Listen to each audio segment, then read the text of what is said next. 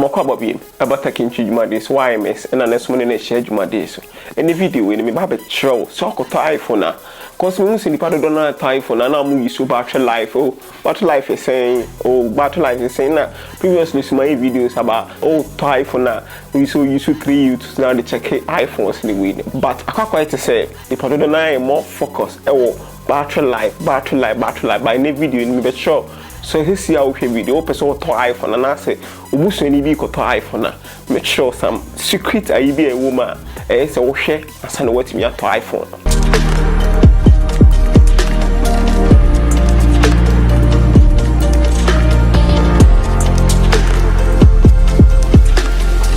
Ye video apa ma show how o to iPhone up so won say o ma sesa de woman obehu o ma sesa de woman obehu. But quite to say, your fans what you should 3 choose no verify who say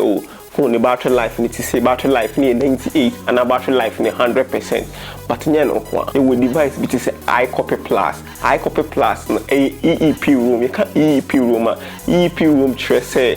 electrically erasable and a programmable and a room as you in room nature read only memory. Nti me kasa 3 keywords we allow them say that tie usa keywords we and no ade a omode ye ne say bia o battery life e bia be 82 a bitimi a reprogramming for what I say bitimi a reprogramming for na e de aba e bia 90 and 95 nti am fa ne say okoto iPhone battery life e say bia 92 but e bia na battery no hardware na nkasa no ahoden ne ye e bia 82 or 83 nti am fa ne say e bia ahoden e bia hardware na nkasa component na ahoden ne 82 and 93 nti sisi a okoto iPhone na ade a e so because of say you nim say iCopy Plus bitimi upgrade battery na ade bia say if any say because of say iCopy Plus ne ya iCopy Plus no it's a serial number no it's a serial number na ma say okay India me use 3 to science battery life near 95 India almost the same battery in the original one and them a bit my battery life near 82 bar programmably no battery life near be 98 inti ebia so we so obi a ne battery life no mun programming no battery life no ne hardware no ekita sa hode bi emfase be 98 and as emfase be 88 na wo de na ebi omo upgrade no na omo de call ebi be 98 abo se ne de na 88 no ewa hode nchen wo de no na opese oti ade we nyina kwan a betima fa so aye ne se ebi akoto phone na make sure say phone or plug now ne ko obo ama na to phone or make sure say me phone so cause as so me programming at the end battery no the minimum say omuyi battery ni frame no mu dey see we know iCopy Plus no no multimedia I reprogramming for fraud nti anything be make sure the phone no mu me so those so we use 3 YouTube na say bibia show normal ba o make sure the phone and kasa no omumie so and na de ba ko bi em say bit ma battery no o ma sesa battery no cause e fan say obi e wo use 3 YouTube anya ne e fan say obi sesa battery or battery no for tuma ababa 100% the battery life no eba 100 na just battery life not on 100 but obi e use original battery na e dan the phone e bia battery life ni 84 no now we dey 100 but was 84 no the whole thing 100 because of say pure massa battery no and the battery for Friday atum amano na battery no we dey to maybe enya papa but battery life ni 100 nti sa battery no we dey atum na eni ahoden to say original one them no nti original one if I say original one ahoden ye bia be 81 it is said the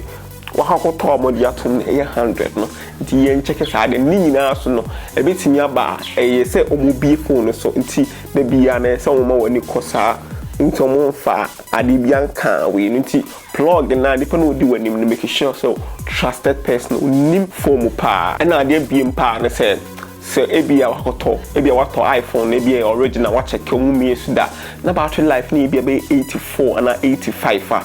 opese battery life ne baso like we improve your battery life na me sure sa trick way one e ma phone ni si charge abra easy so phone ni hitia na o ma battery ne struggle ntini tem ya phone ni hitim a e ma battery ne struggle ya fa ne say o kind manufacturers in the website o mo chere say sa na chere we use fast charger the charge phone e ma battery ne ema phone ye de 18 normal but you find say who use phone is charge now who use and na your apps bi wo ho phone is charge but who use no na phone is pa e kan tete battery 10 pa apps bi tete Snapchat TikTok your apps bi bro oh yeah use battery 10 ade a meeting catch on the your apps no so person battery ne charge you use apps no continuously the bia wo and na ade biem ne say Sadi we general sadi I make sure na see a make us see as be a Snapchat anyway no use so 100 krana e so utie sadi we and me general battery and kwadi general your friend say see a person we improve your battery life na person we improve your battery life both iPhone and Android we make it our practice way so person we improve your battery life na say anything be a who use phone na mem train my battery life no battery na hold in enter 20 ever for man sana what charge phone no anything be making sure say phone that about 20 22 and I say be a 15 and I 17 quick now they are the conclusive charge and yes so man temper from crowns and why they watch charge no anything be say o man temper from o man charge 80 be bit me on plug your battery no and I see 200 300 bit me on plug your battery no make it our practice way anytime you am about to new crowns and watch charge anytime you am person about to new crowns and watch charge what am about to night akoso and na o person calibrate battery you can calibration say be a o battery need to make calculate like battery need to make calculate I mean sure say way so person calibrate battery I mean sure say way to a general who use so MacBook a laptop baby bia na e fa battery on say so a general who calibrate battery na said obey say train my battery na wom and drain crap my battery be bia wu like phone no so cry so laptop no so cry so we the first is to meeting crap first we ka 4 days and abe we na battery na wu crap frame e wu we a charge man ko full crap o charge na ko full a no ano ne battery no me gidi pass ade be boa ma battery na at my calibrate successfully and na ade ba ko biem ne say anything be make sure say o charger na the charge your phone no papa charger na play important role for phone because phones na be a UK using way most do no mo fa charger nka ho to mo say akoto charger bia na dey charge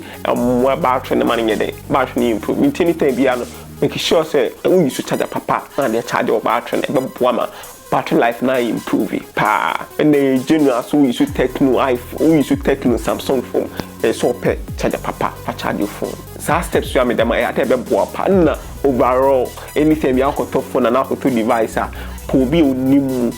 o plug no geo plug ni dia na se nipa na akoto no wono ho no seller no so nipa bi a wo gini di no kind of credit show say see na se see net here we gidi part video be boa ma ade bia wo ye no abrabom bia no be koso ade ma follow tech in three on Facebook YouTube and subscribe the channel no and the videos be brave brow and the videos are e hu here wo Ghana ha bia wo ya de bia unnim